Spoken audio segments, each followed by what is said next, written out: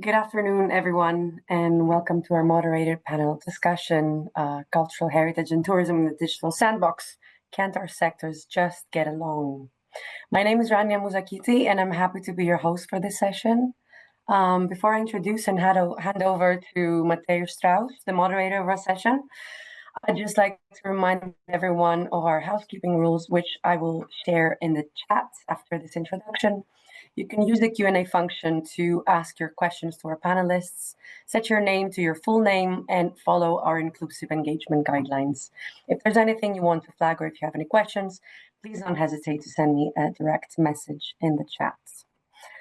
And now I would like to introduce our moderator for this session. Mateusz is a Heritage Plus lead at a high-performance computing company called Artur from Slovenia and holds a Master's of Science degree from Urban Studies from the Vrije Universiteit in Brussels, University of Copenhagen, Universidad Autónoma de Madrid, Universidad Complutense de Madrid, as well as a Master of Arts degree from Market Communications and a bachelor's from Analytical Sociology, both from the University of Ljubljana.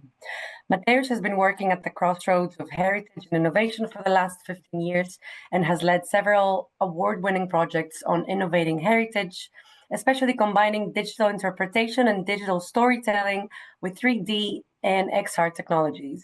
Mateusz is also director and co-founder of the ID20 Institute for Heritage Innovation that works in the mining, industrial, and gastronomic heritage of UNESCO World Heritage Site of Idria.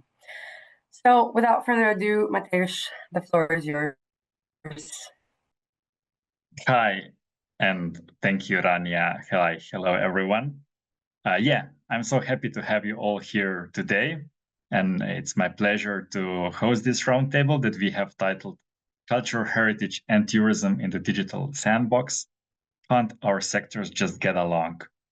We're here because, let's be honest, cultural heritage and tourism have always had a bit of a complicated relationship.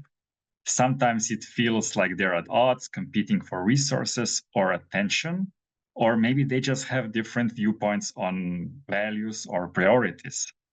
But what if this clash is mostly in our heads? What if, especially with all the digital cool tools that we have, these worlds are actually meant to work together to create something truly special?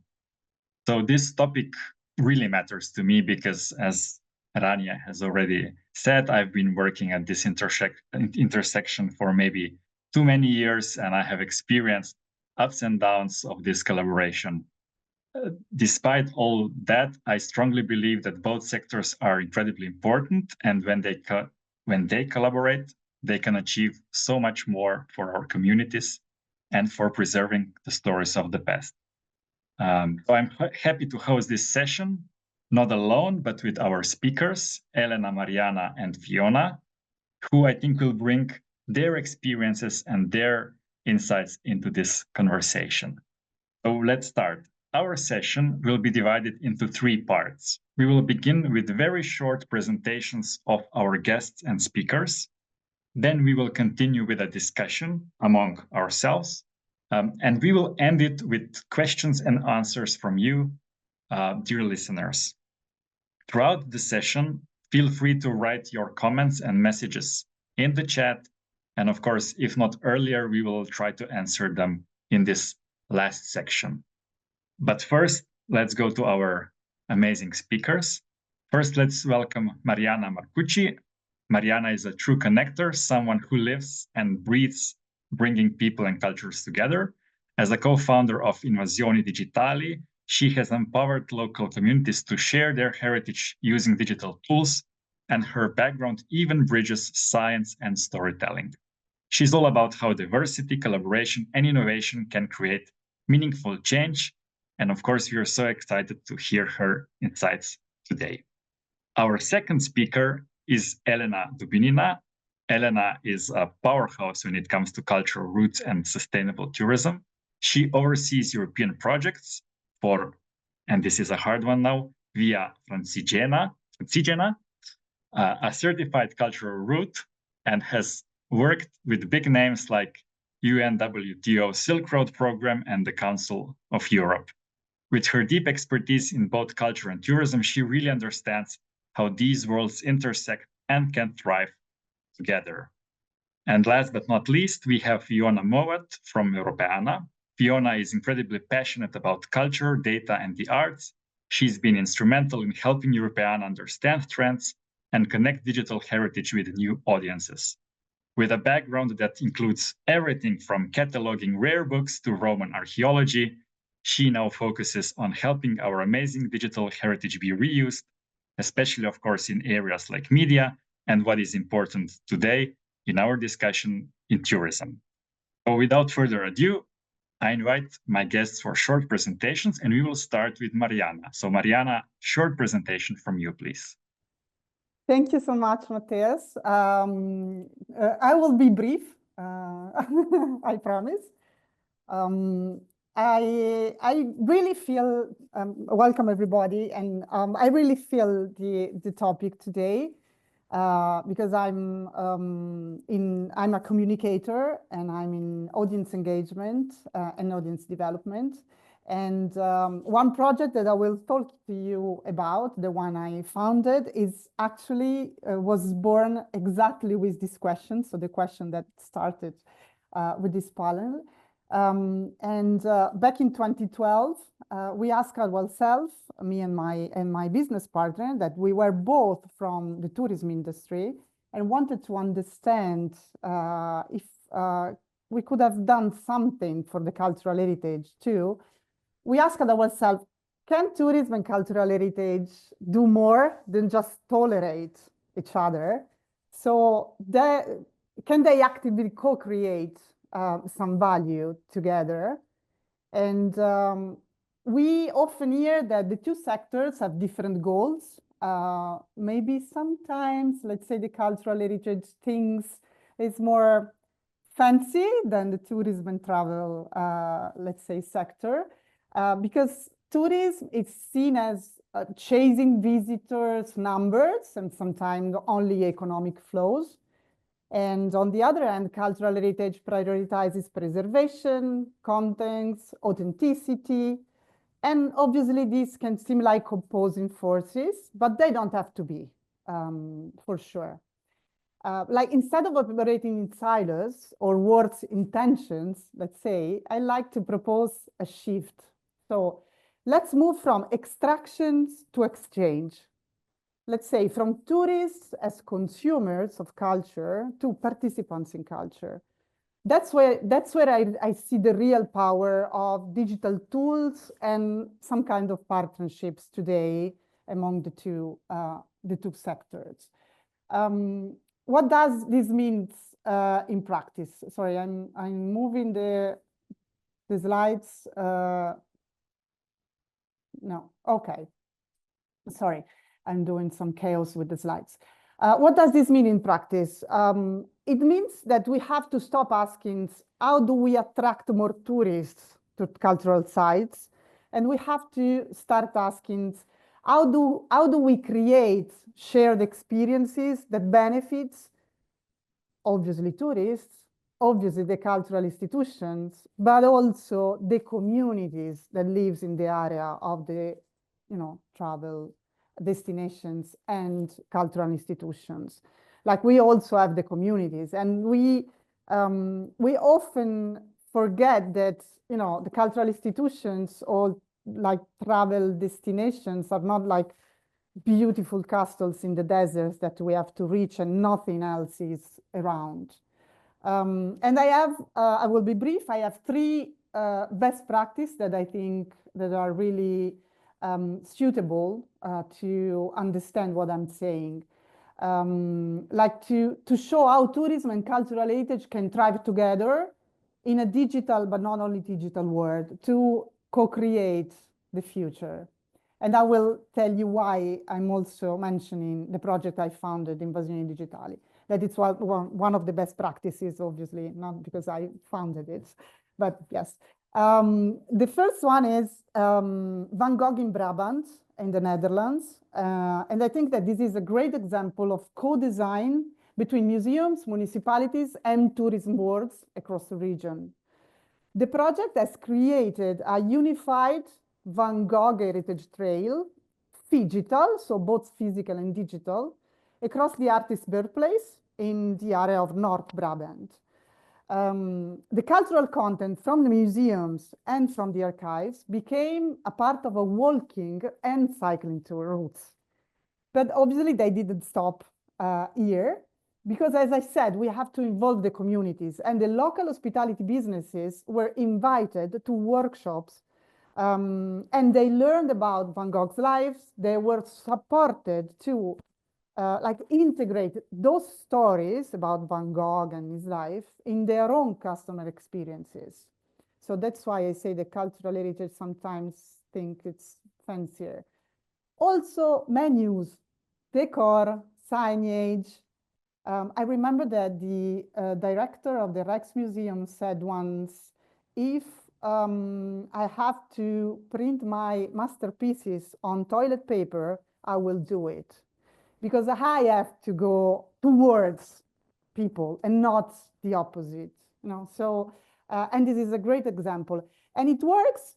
Why? Because it respects heritage, it amplifies the regional identity, and at last, it gives tourists a meaningful experience, that it's rooted in the place, and it's not just an experience like nowadays. It's very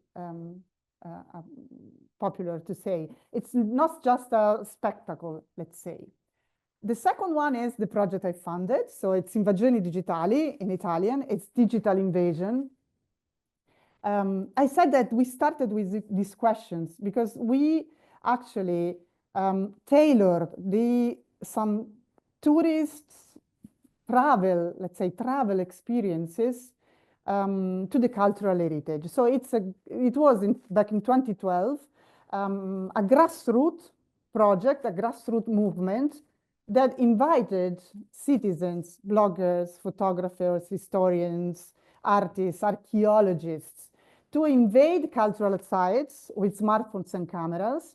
And their goal was to co-create and co-promote cultural heritage, obviously through the digital work, so social media, blogs, etc., turning all the visits into some shared digital storytelling moments. We asked the people to share their experiences, their stories, obviously related to those places, merged, let's say, and mixed with the historical aspect, historical descriptions, and so on and so forth of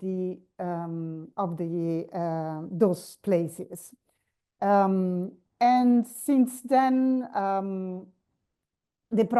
since then we have invaded more than 5,000 places, and brought more than 50,000 people physically in the cultural places to storytell the experiences.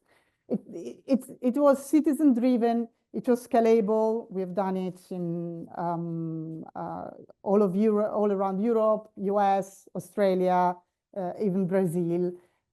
So it strengthened the small museums and operators with the collaboration with tourists. Like it was like one thing, not just two separate experiences. And the last one, I'm also, as some of you probably know, I'm also in the management board of Europeana and in the communicators community. And so I'm, let's say, very proud of listing in my best practices cases the API of Europeana that are an example of digital reuse.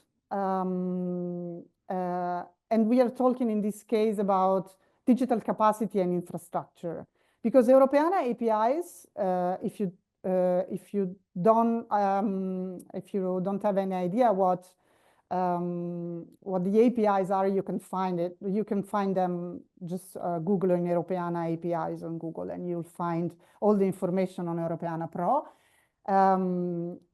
It's just that they are a bridge, let's say, between the sectors.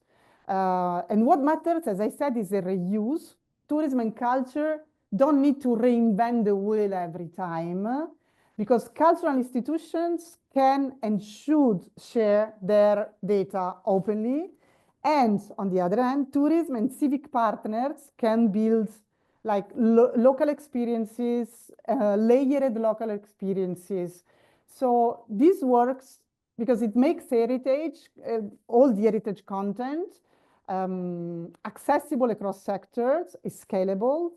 It invites unexpected collaboration. You can find many, many cases and many best practice on Europeana Pro about the reuse of Europeana. So just to conclude, I think that we have to co-create, the two sectors have to co-create, to collaborate. Cultural heritage institutions, tourism destinations, urban planners, tourism marketers, and even artists can collaborate to create something really useful for everybody together. Thank you. I'm sorry, but I wasn't able to move the slides, but they were just images, so we haven't lost anything. I'm moving the mouse, sorry, but nothing changes, so I just give back the control. Thank you, Mariana. I think you've raised many interesting points, and to many of those we will return back in the discussion. Before I give the floor to Elena, maybe just a reminder to everyone that is listening to us, if you have any questions, dilemmas, if you agree or don't agree with something that we are saying, please do write it in the chat, and we will get back to it at the end in the questions and answers session. So now, Elena, let's hear from you. And you're muted.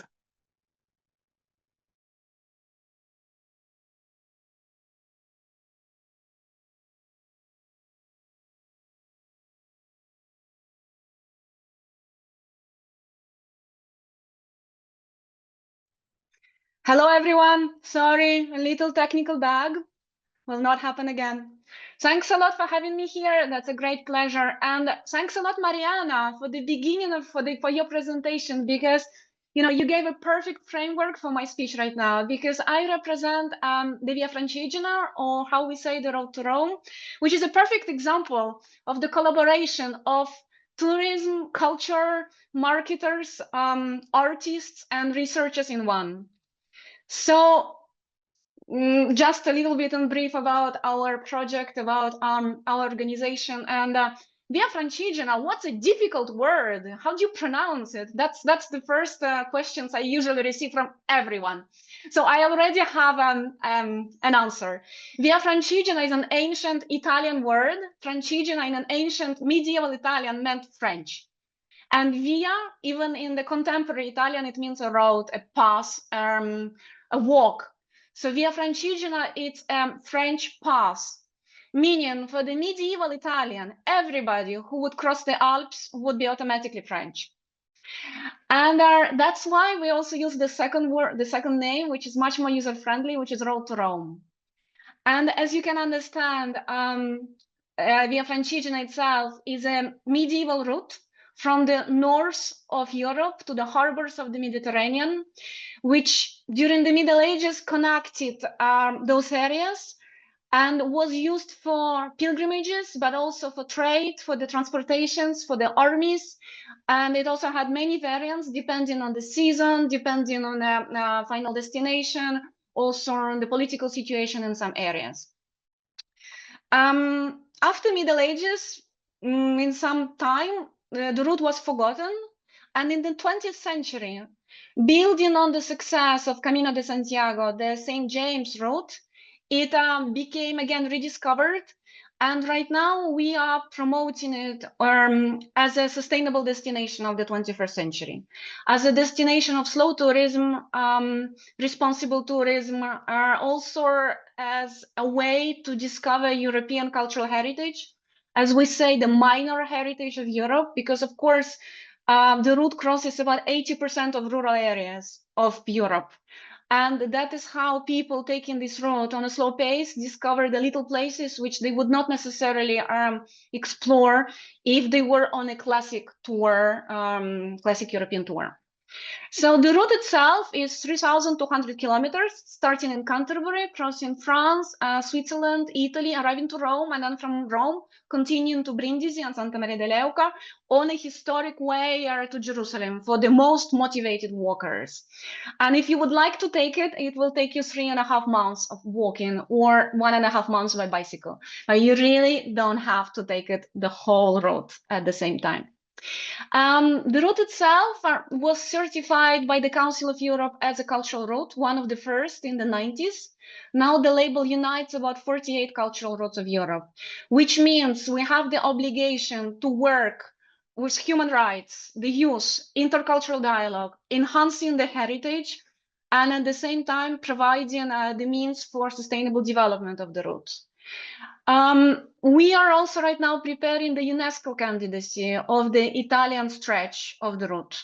Just to give you a few numbers, each year we have more or less 50,000 walkers from about 55 countries, traveling more or less 7-10 days, maximum 2 weeks in majority of cases, which generates about 20 million euros of economic benefits along the entire stretch, along the 3,200 kilometers, which is not bad for a sustainable destination.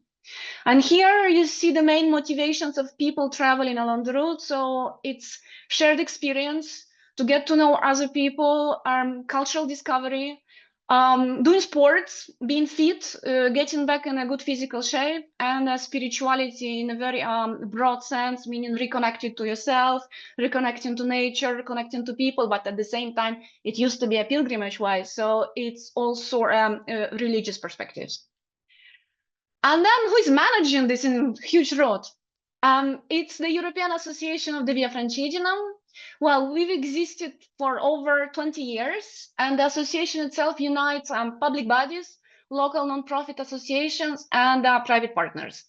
The main objective of the association is to provide a collaborative platform for all the stakeholders, creating the matchmaking opportunities, promoting the route, organizing events, enhancing the heritage, promoting slow tourism. And all this information can be found on our website. We also have an application which is downloaded about 4 million times per year. No, did I say 4 million? No, less, sorry, less. 400,000 times per year. And on this application actually unites our cultural heritage and the tourism, because of course the walkers, they can see the route and they can also see the accommodations and the water points, but at the same time they also have the mapping of all their relatively close to the route cultural sites which they can visit, and it also gives some particular information about the sites. But as they say, one picture can say 100 words, and I believe that one video can say 1,000 words. So with no more speaking, I go to the next slide and hope for the best that you can see this video of 1 minute, and then I'll stop. And let me know if you can hear it. And you cannot. Does the sound work?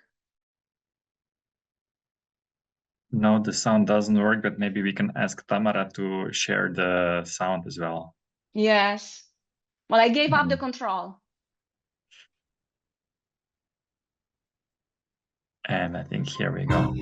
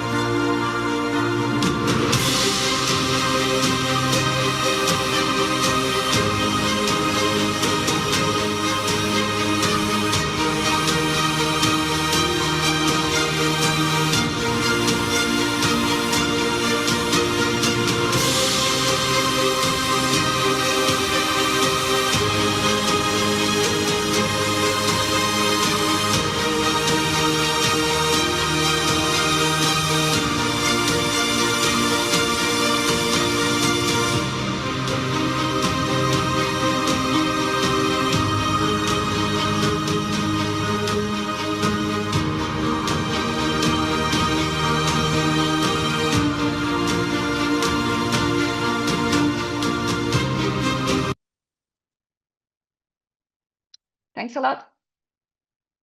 Thank you, Elena. Thank you for all the insights. I have many questions, but let's get back to them afterwards. And now, Fiona, last but not least. Thank you so much. Yeah, so it's great to follow these amazing presentations from Mariana and Elena. Thank you so much. So yeah, what I wanted to talk to you today about was how at Europeana Foundation we've been reaching the tourism market, let's say the sector, and we've been looking at how we can engage visitors with digital heritage stories. So now I'll just request the remote control for the slides. Here we go. So what we've been doing is we started to do a lot of research into the needs of tourism organisations. Of course, at Europeana, we've worked for many years in and around this kind of tourism sector, but we really wanted to make a special effort to really collaborate and define an offer that is useful for tourism, so for tourists, visitors, that is, and also tourism organisations like destinations and so on alike. So I'm just trying to, there we go. So one of the things that we reflected on is what is it that makes a good visitor experience? So a bunch of us working together on this topic, we're the sort of people who spend the weekends going to archaeological sites, okay, that might be me, or to museums, or to some other creative activities or cultural destinations. And we really thought about what is it that makes a good visitor experience. And one of the things that kept coming up again and again is the storytelling aspect, telling a good story, really bringing the visitors into your destination with that great story. And of course, at Europeana, something we've been doing for a long time, we have an expertise in is storytelling. And we have these 7 tips for digital storytelling. Probably for many people in the audience, you're familiar with this from the communicator side. But I thought I'll put it here again, and we have the link. So these are the tips that we have, and we were actually able to present this at an event about a month ago, which was in Newcastle. This is X Design Week, a digital tourism event, which is international focused. This was a week in Newcastle where we had a lot of destination organisations there. Myself and my colleague Beth presented about digital storytelling. And our colleague Julie, she also had a great talk about visitor experience from the design side. But we were able to have this conversation with people actively working with visitors. And I think it came across that everyone was in agreement that storytelling is really important, and looking at things like immersive experiences, tech is an element there. Can be really helpful in creating a properly immersive experience, a good experience for visitors. But really the story is the key. One other thing we've also been working on is using our digital heritage content to make walking tours aimed at visitors in certain cities. So we started with Amsterdam, and we also have expanded this to Dublin and London. These tours were created by my colleague Adrian. And the idea behind these is to tell maybe a hidden story about a city with digital heritage. So you can see how something used to be and then compare it to what is there now, but also revealing stories that maybe aren't the most common ones you hear about a city. So in Dublin, we have, for example, many statues of women, things like that. In Amsterdam, this is a queer heritage tour. So this tells you about queer heritage monuments. We also collaborate with local cultural heritage institutions, but also local businesses. And in London, we have historic pubs. So these are ones you can try out. We've partnered with Thematic Travel for this. And another thing we've been working on is postcards for visitors. So this is something we hope to launch soon, but we are currently reaching out to destinations to see what kind of collaborations we can do with digital heritage and postcards. And yeah, we really like the 3D holographic postcards. Mateusz, I know you were involved in this. So I also had a bunch of them at the Europeana conference. If people were there, you might have seen them. So this is something we're looking to make with our digital cultural heritage. So that's a bit of what we've been doing. We're also involved in the Deploy Tour, the tourism data space. And we're going to be in Cebu in October, so we might see you there. This is the ECTN, the European Cultural Tourism Network. We're also on the jury of the awards. So this is our next upcoming moment where we can talk more about tourism from our side. But yeah, I just wanted to give you a bit of a rundown of the things we've been doing and what we've identified as really important, and especially this storytelling aspect. Thank you, Fiona, and of course, thank you also again to Elena and Mariana. I think we are all somehow tended to jump to solutions and how we will fix the world, But before we go to that, let's discuss what's wrong and what's not working, and especially not what, but why, especially why tourism and cultural heritage sectors are maybe not working together so well. And often when we talk about the connection between tourism and cultural heritage, we think of the negative examples, not of the good ones. So in your opinion, what's the reason behind it?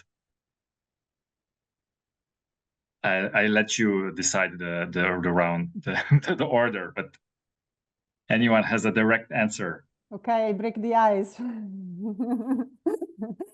Yeah, because I've seen in my career working for the travel industry, few bad examples of miscommunication.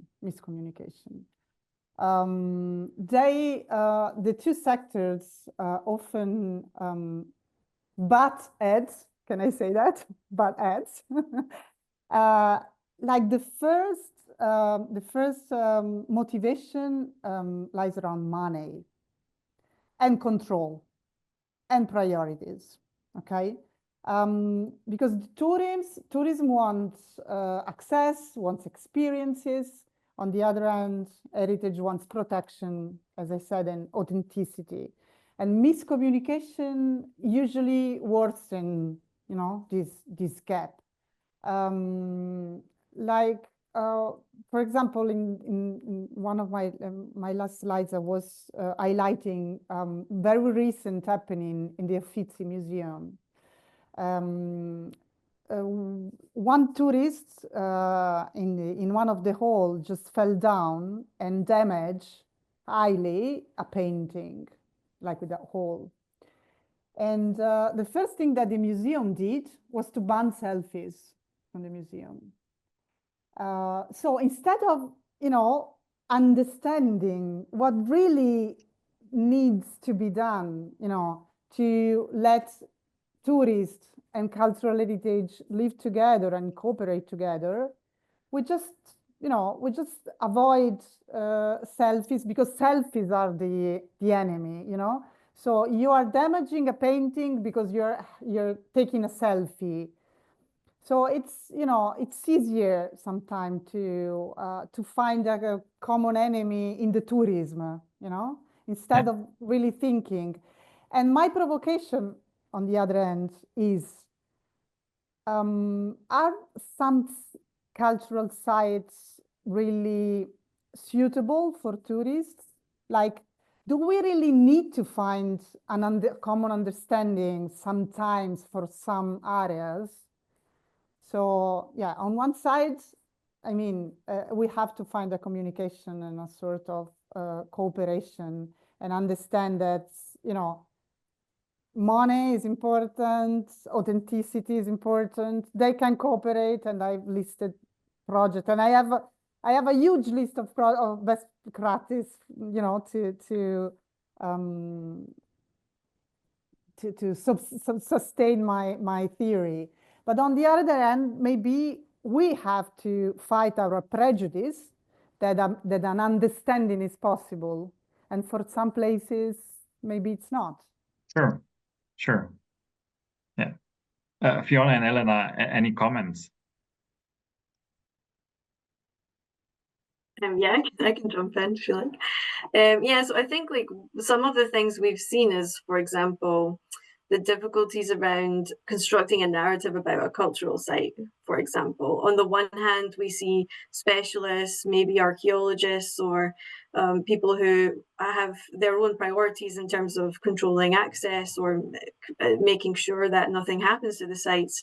They want to tell maybe a very fact-based specific stories about the site. And sometimes we see that maybe comes into conflict with people who just want visitors to come there and have a good experience or have a different level of knowledge about the site. You know, they don't have to leave as an expert, but they just need to be able to explore it safely. And I think this, you know, of course, is really touching on these areas of over-tourism and where tourism really becomes a problem for not just the heritage, but also for locals who live in a place and in the areas itself. And yeah, I think that this is one of the areas of conflict that we've seen in the research that we've done so far, is really between this protecting heritage and allowing access, and how to find that. I will not give any solutions yet, Mateusz, because I'm a terrible solutioneer. So, but maybe okay. Elena, maybe you have some insights from these places on your route as well. Sure. Well, I guess for us, first of all, it's miscommunication. Well, continuing Mariana's topic, it's miscommunication between different public bodies. So us being a transnational route, working with so many different stakeholders, it's not easy to work between Ministry of Culture and Ministry of Tourism, which sometimes we understand that they either don't communicate, they don't know each other, or sometimes they don't want to be friends. So it's very difficult on this level. Sometimes the sustainable tourism or any kind of slow travel is under the transport ministry. So we also have to connect to transport ministry. And as we cross several countries, in each country it's very different. For example, in Switzerland, they have different cantons. So we also have to work together with their canton government. And at the same time, in each region, the Department of Tourism and Department of Culture are not friends. So for us, that's a big deal. And then if we speak about what's happening on the ground, I guess there are some communities which still don't know that they are located on the Via Francigena. So for them, visitors, they can perceive them a bit in a strange way. And they can get threatened that because of those visitors' flow, they are losing their authenticity, or they are losing their traditions, or it becomes too frequented by the newcomers. Let's put it this way. So that would be the challenges, in my opinion. I'm not giving the solutions yet. But I basically agree that often, or maybe often, these sectors even think of themselves in a very stereotypical ways, not only of the opposite sector, but also of themselves. Because, for example, to be a good tourist development agency or a tourist provider, you don't have to only care about the money, about the numbers. I mean, if you only care about that, you will not create something for the tourist of the 21st century. It might work for a few years, but I mean, you will be discovered quite soon that it's a scam and that, you know, so in a way, you need to also care about other things, the things that the heritage sector cares about. So in a way, we are too fixed, even ourselves, too fixed in our own positions or the stereotypical cliche positions of ourselves. So it's even then, in a way, Elena. Well, when we were preparing for this call, you said, it's a lot about the illusion of a clash, and this. Now I think we somehow agree. This illusion only comes from this miscommunication and misunderstanding where we are. So now the solution: how to solve the miscommunication? How to solve it? Who has an answer? Well, I think that Elena already answered in some ways. Shared governance models is a solution. Try to find, let's say, shared common goals. You know, I've just participated to a cycling race in Switzerland. You mentioned Switzerland, Elena, so I'm just following with it. And in an area that it's commonly known as a very rich area, so that, let's say, doesn't need more promotion, if we can say that, or like in a, biases way. And they have organized this cycling race. It was not a tour, but a race, involving all the areas, all the towns where the cyclists were passing. And everybody was participating, even if the roads were closed. There is no one criticism from communities, businesses, people, tourists, no one. So it's a great example of communication and shared goals. So they knew that it was, a great chance for the area to be known for something else rather than the things that make Switzerland popular, and famous. So I think this is a great example because it's sport, it's business, it's nature, it's cultural heritage of the country, because all the institutions and activities were open and were welcoming people. So I think the first solution would be shared governance models. And I have a sub question. Yeah, but in Italy we have the same problem. We don't have canton, but we have a Ministry of Culture, Ministry of Tourism, and they, in some ways, they have to reach their goals. One in one hand side and one in the other, so they don't match actually. So they have different budgets, different goals, etc. So it's really difficult when you are an operator, let's say, in one area or the other, to understand how to proceed. But there are many best cases, as I said. So it's possible. It's a kind of a challenge and a battle, but it's not a battle. Sorry, and I stop. Between cultural heritage and tourism, it's a battle among operators and, in some ways, public bodies that have to understand, that Via Francigena doesn't stop in Lucca or Firenze or Switzerland. It's one way, so they have to cooperate along the way, not just in pieces. Sorry, Elena, I'm using your case. But I just wanted to, I wanted to continue. You're right. Thanks a lot. So I wanted to continue. As you said, Via Francigena doesn't stop on the border of the country or border of the region. So that's why we have this capacity actually to bring all the partners, all the stakeholders together. And that's why it's very important, as you said, the mutual governance, which we try to do by, for instance, organizing our general assemblies twice per year, where we invite everyone on the one round table. And usually it's very successful. But then on the other side, it's been already years that we apply a holistic approach to all our practices and all our events. So for instance, right now we are managing a European project which is called Hike. And within this project, we are organizing a series of events which we call a 360-degree experience, which is usually a very easy walk. And during this easy walk, we would have one cultural activity, one sports activity, and one gastronomic activity.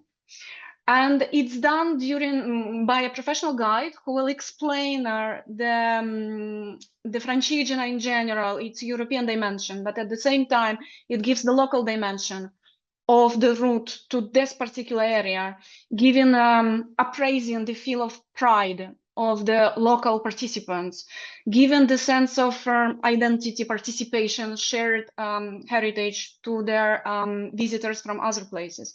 And at the same time, you do a little bit of sports, you visit a cultural place, and in the end of the event, you kind of receive this award for your participation by tasting local products.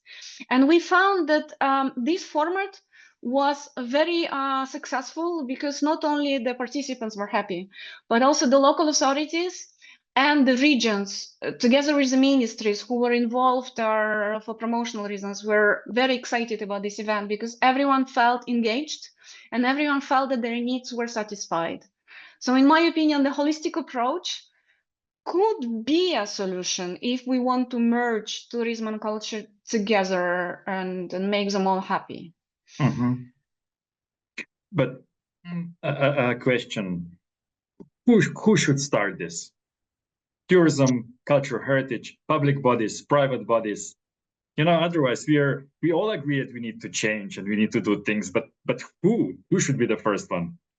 Well, in Disneyland, it should be there, the institutions, the authorities. Like, I would be so happy if the European Commission would say, now we are open a call for creative tourism, merging tourism and creative Europe in one. So this way I could write a perfect project focusing on culture and tourism. But since we are not living in Disneyland, I believe that each entity should do whatever is possible for them. Like, everyone taking a little step would already change the situation. Can I add something? I think also maybe involving local communities as well, and really thinking about these local places where they actually need tourism and they need people to come there. So I mean, there's a lot of places. Just thinking of the example here, I'm in Scotland right now, which is where I've come from, and there's a lot of small communities that won't survive actually if they don't have people visiting, and this is a common thing across like all of Europe, of course, and I'm sure beyond. But I think just involving local communities in planning how we can involve them also in the continuation of sustainable tourism in a location, as you mentioned, this great practice of local produce, local experiences. We also know from some research that's actually what visitors want. Visitors want this local touch. They don't really want the same as what the next tourist has. A lot of tourists don't see themselves as tourists. We see in a lot of these groups on Facebook, people saying, I'm coming to visit Scotland, but I don't want to be where all the tourists are. Where do I go?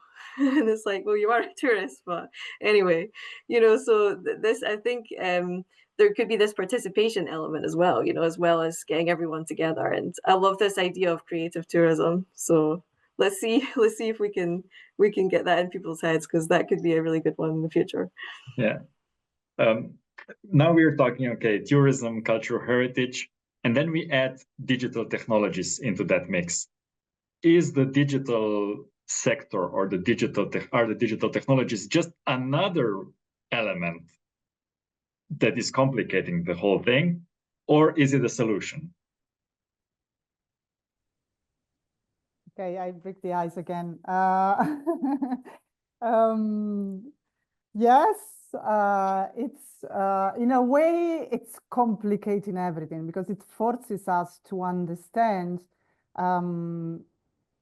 why and how we can integrate technology in our communication strategies, whatever, on one side. On the other side, it's a great opportunity for us to understand how to enhance the cultural or tourist experiences, but not to replace it.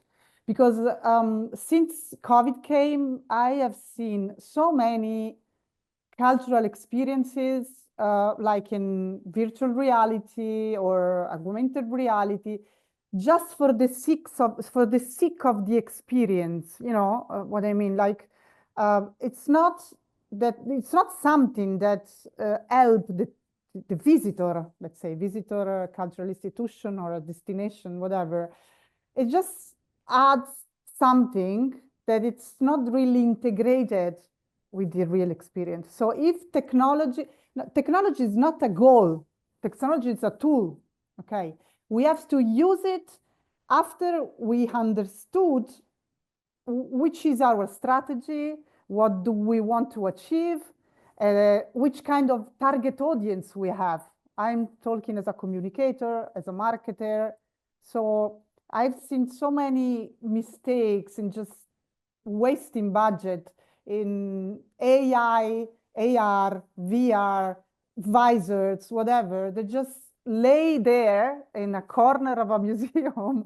Nobody use it except for trying something and then saying, it's okay, it's giving me a headache, so I'm not using it. So use that budget for something else, not just, it's not mandatory to use technology. If you think that in your strategy you can use it, it's great. On the other hand, just to answer the previous question, we have some great opportunities in the future. We have the data space for cultural heritage and tourism.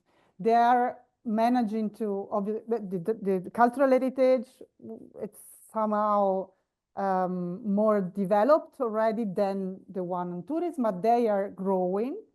And I guess that interoperability, it's the technical word for communications between the two sectors. So I think that the duty of our organizations, my private, Europeana, public organizations, but also the private organization, is to let people understand how they can benefit from the data spaces for the future. I think it's kind of capacity building through through the experience, you know. So yeah, I think it's really important, but it's not the goal of our experiences, either tourism or culture. Yeah. Before we continue, to the participants listening to us, if any of you have any questions, comments, or as I said, if you don't agree with something, please just write it in the chat, and we will try to respond. Or yeah, please try. But yeah, moving on. Elena, Fiona, any comment on the digital tools? Are they a solution or just another additional problem in the mix? And we all know the answer, of course, but Elena, did you want to speak there? As you wish. Do you wanna start? You go first. Okay, all right. I agree. Sometimes it can be a waste, a total waste of money and a budget, but sometimes not. For instance, we know our target audience, and our target, as I said, most of the time they want to reconnect to the nature, to people, to themselves, and they really don't want to look at the phones. So we are perfectly aware of it, and they actually are very vocal critics. So if they don't like something, they would just write us on the Facebook saying, we really didn't like that you did this promotion or use that tools. So what we do, we try to listen to our audience. And we find the most useful tool is our app, our mobile app, which our target audience download to be able to see the way, because sometimes the waymarks in some areas might be not so visible, and people can be a little bit anxious to get lost. So they would usually check on their application if they're on the right way. And this is an app which works offline and which we update every couple of years. And recently, well, already a couple of years ago, we installed this new possibility to check the points of interest.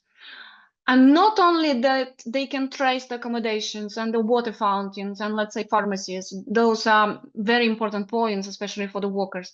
But they also could see if there is a museum nearby, or if there is a little church which they can visit. And we usually indicate the working hours and accessibility and the price. So, and also the distance from the route. So they can evaluate if they are capable to go there to see it and if it's on time.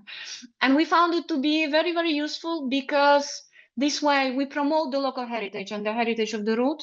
At the same time, we integrate this POIs in the already existing tool, not spending any more extra money for any other applications or tools. And we see the response. We see that people do click and do read the cultural explanations, and I've been curious about it.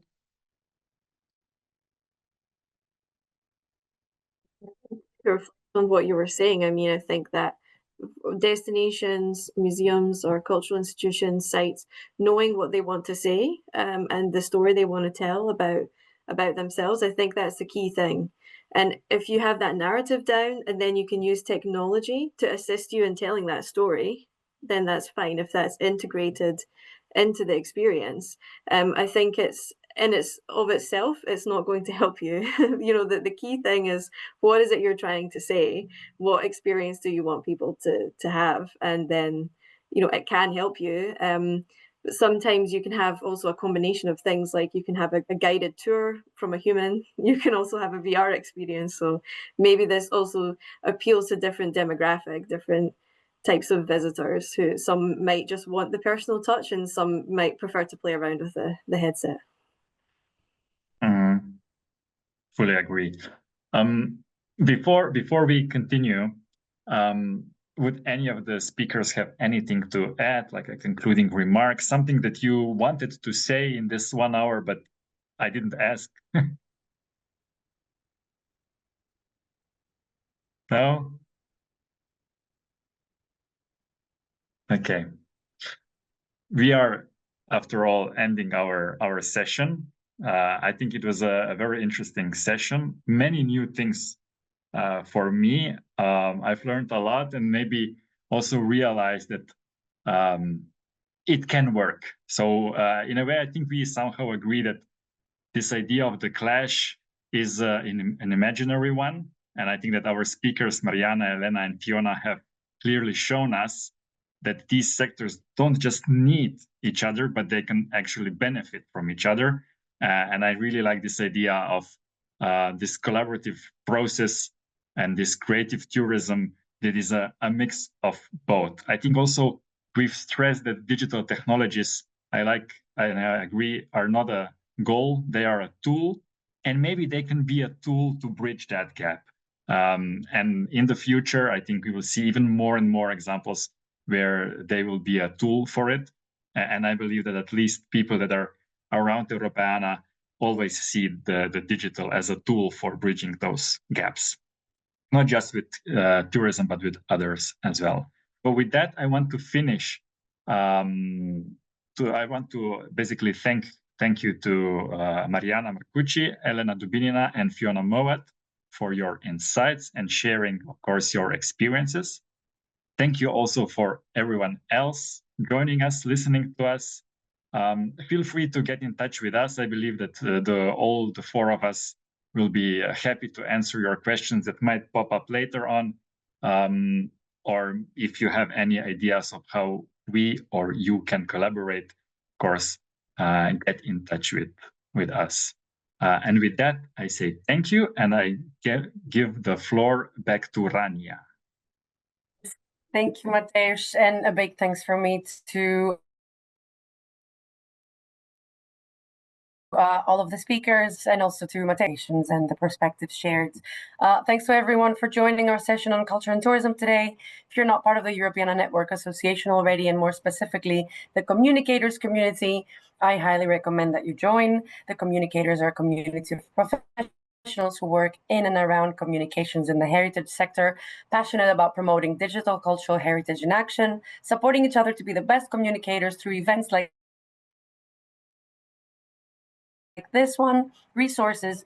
So the first one contains more information about the communicators community, and the second one has information about how to join the Europeana Network Association.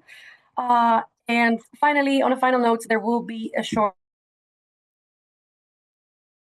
survey as soon as you close the Zoom, so we can improve in the future. So with that, I would like to thank everyone for your time, as well as your energy and attention during the session, and enjoy the rest of your afternoon. Thank you all. Thank you. Bye-bye. Bye. So much. Bye-bye. Thanks a lot.